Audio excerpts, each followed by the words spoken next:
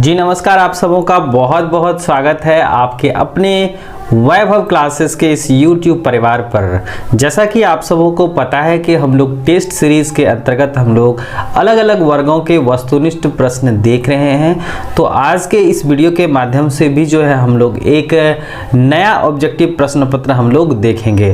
तो चलिए शुरू करते हैं। आज का हम लोगों का जो पहला प्रश्न पत्र है वो है, पहला है कि flagella are present all around the bacteria. कहता है कि अगर किसी भी जीवाणु के चारों तरफ क्या होता है, फ्लैजिला पाया जाता है, तो उसको हम लोग क्या कहते हैं। सबसे पहले हम लोग ये जाने कि फ्लैजिला क्या होता है। तो फ्लैजिला जो होता है ना, वो आपके बैक्टीरिया के प्रचलन अंग होते हैं, है ना, लोकोमोटरी ऑर्गन होते हैं। पहला ऑप्शन है लोफोट्राइकस कहा जाता है, पेरीट्राइकस कहा जाता है, एट्राइकस कहा जाता है और एम्फीट्राइकस कहा जाता है। तो यहाँ पर कह रहा है कि ऑल अराउंड द बैक्टीरिया, यानी कि फ्लैजिला कहाँ पाए जाएंगे, जीवाणु के चारों तरफ पाए जाएंगे। तो पहला ऑप्शन है लोफोट्राइकस टाइप ऑफ बैक्टीरिया, दूसरा है पेरी, है ना, उसके बाद है एट्राइकस और एम्फीट्राइकस। तो हम लोगों का करेक्ट जवाब हो जाएगा पेरीट्राइकस टाइप ऑफ बैक्टीरिया, यानी कि पहला का हो जाएगा करेक्ट आंसर बी। तो यहाँ पर हम लोग देखते हैं एक एक ऑब्जेक्टिव प्रश्न पत्र में जो आपके ऑप्शंस दिए गए हैं। लोफोट्राइकस, लोफोट्राइकस में क्या होता है भाई कि किसी भी जीवाणु में जो फ्लैजिला लगे रहते हैं, एक ही छोर पर बहुत सारे रहते हैं, है ना, क्लस्टर्स में मिलेंगे आपको, तो उसको बोलते हैं लोफोट्राइकस। पेरीट्राइकस में चारों तरफ होता है, एट्राइकस में आपके फ्लैजिला अनुपस्थित रहते हैं और एम्फीट्राइकस में आपके जो है बोथ साइड पर रहते हैं। दूसरा सवाल है कि cholera is caused by vibrio cholera, यानी कि जो कोलेरा बीमारी होती हैं वह एक विशेष प्रकार के जीवाणु वाइब्रो कोलेरा से होती हैं। हैविंग शेप, वह किस प्रकार की आकृति रखता है। पहला है कोकस रखता है, यानी गोलाकार रखता है। कोमा, यानी कि कोमा शेप्ड रहता है। स्पाइरल, यानी स्प्रिंग जैसा रखता है, या आपके सिलिंड्रिकल रखते हैं। तो हम लोग का करेक्ट आंसर हो जाएगा कोमा शेप होता है, यानी वाइब्रो कोलेरा जो आपके जीवाणु होते हैं उसका शेप कैसा होता है, कोमा आकृति का होता है। अगला सवाल है नेम सिम्बायोटिक बैक्टीरिया, यानी कि ऐसे सूक्ष्म जीव के नाम बताएं जो सहजीवी होते हैं, ना, जो बैक्टीरिया सहजीवी है। दे हेल्प नाइट्रोजन फिक्सेशन, यानी कि वह क्या करता है, नाइट्रोजन स्थिरीकरण का काम करता है। पहला ऑप्शन है क्लोस्ट्रीडियम है, राइजोबियम है, लैक्टोबैसिलस है और नन ऑफ दीज है। तो इसमें से हम लोग का करेक्ट आंसर हो जाएगा राइजोबियम। अब देखिए राइजोबियम क्या होता है भाई, तो राइजोबियम जो होते हैं आपके दाल वाले पौधों, यानी कि दलहनी पौधों की जड़ों में रहता है, रूट नोड्यूल्स के रूप में रहता है। और ये क्या करते हैं, वायुमंडल, यानी कि जो आपके एटमॉस्फेरिक नाइट्रोजन है गैसियस स्टेट में, और उसको क्या करते हैं, नाइट्रेट और नाइट्राइट में कन्वर्ट करते हैं और आपके दलहनी पौधों की जड़ों में रूट नोड्यूल्स के रूप में जमा करते हैं। तो हम लोगों का करेक्ट आंसर हो जाएगा तीसरा का राइजोबियम। ठीक है, चलिए आगे बढ़ते हैं। Cyanophyceae is commonly known as, कहता है कि cyanophyceae is commonly known as, cyanophyceae को हम लोग मुख्य रूप से क्या कहते हैं, ग्रीन एल्गी कहते हैं, यानी हरी शैवाल कहते हैं। ब्राउन एल्गी, यानी कि भूरी शैवाल कहते हैं। ब्लू ग्रीन एल्गी, यानी नील हरी शैवाल कहते हैं, या इनमें से कोई नहीं। तो हम लोगों का करेक्ट आंसर हो जाएगा ब्लू ग्रीन एल्गी, यानी नील हरित शैवाल।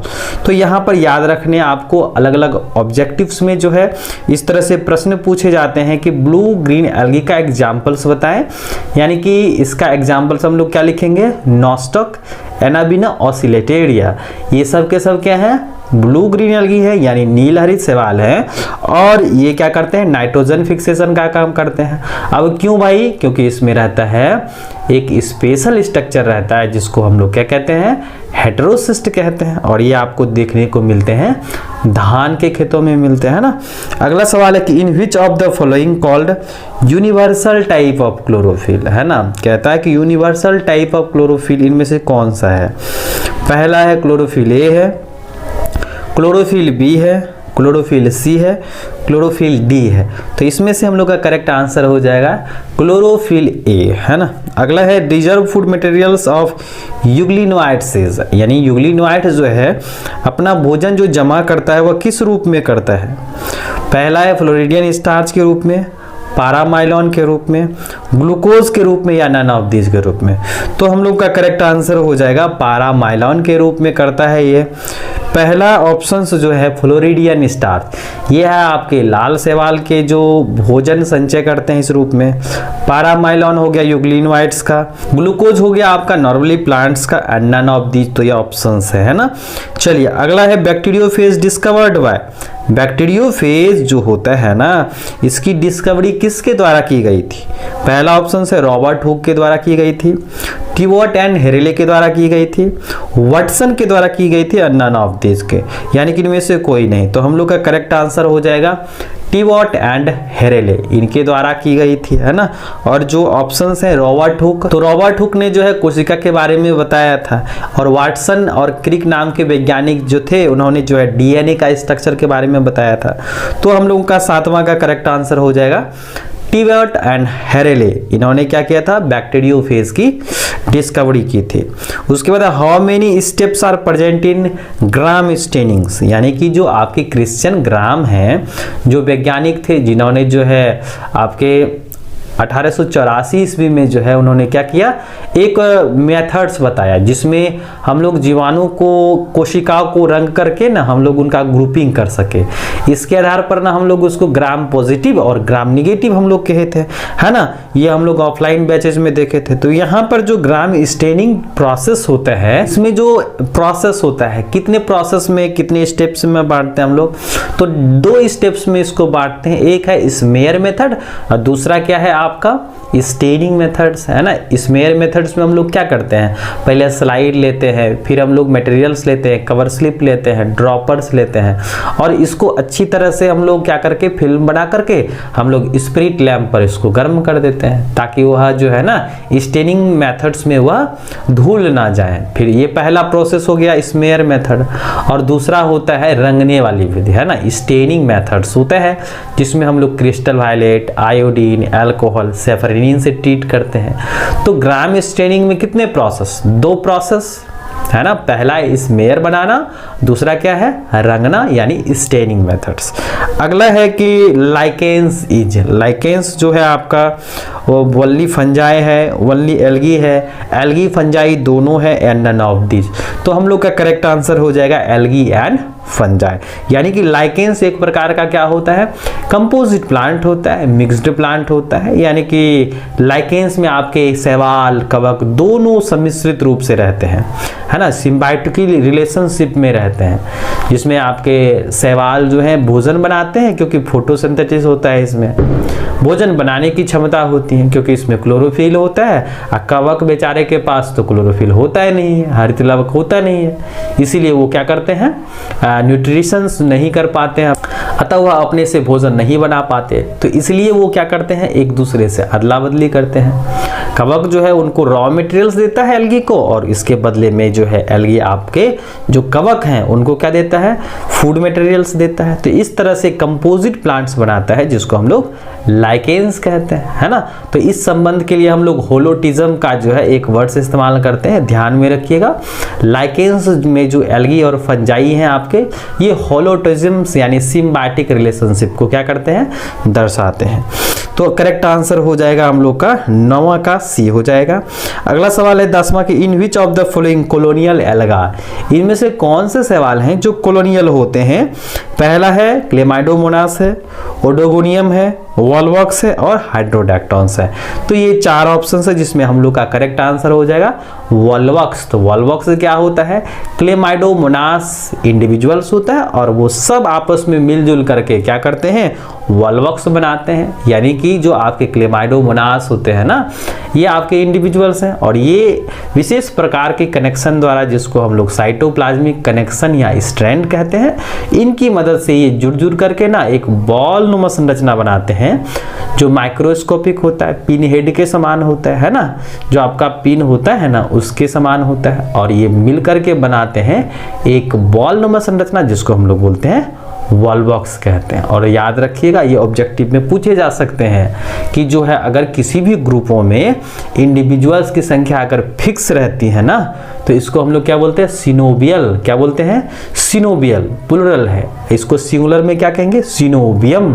क्या बोलेंगे, सिनोबियम। तो आपका सिनोबियम एल्गा जो होगा वह वॉल बॉक्स होगा, क्योंकि यहाँ पर जो इंडिविजुअल्स की संख्या क्या होती हैं, डिफिनिट होती हैं, तो इसीलिए हम लोग वॉल बॉक्स को क्या बोलेंगे, सिनोबियल एल्गा कहेंगे। ठीक है, चलिए अब सब्जेक्टिव टाइप का जो क्वेश्चन प्रश्न पत्र है, यहाँ पर जो कहता है हेटेरोसिस्ट। हेटेरोसिस्ट कहाँ पाया जाता है भाई, तो नॉस्टॉक एनाबीना ऑसिलेटेरिया में पाया जाता है, यानी कि नील हरित शैवालों में पाया जाता है ना। और ये नील हरित शैवालों में क्या करते हैं, नाइट्रोजन स्थिरीकरण का काम करते हैं, जिसमें नॉस्टॉक में आप देख सकते हैं। टाइप्स ऑफ क्लोरोफिल, क्लोरोफिल होते हैं आपके 5 प्रकार के। Chlorophyll A, B, C, D और ई होते हैं।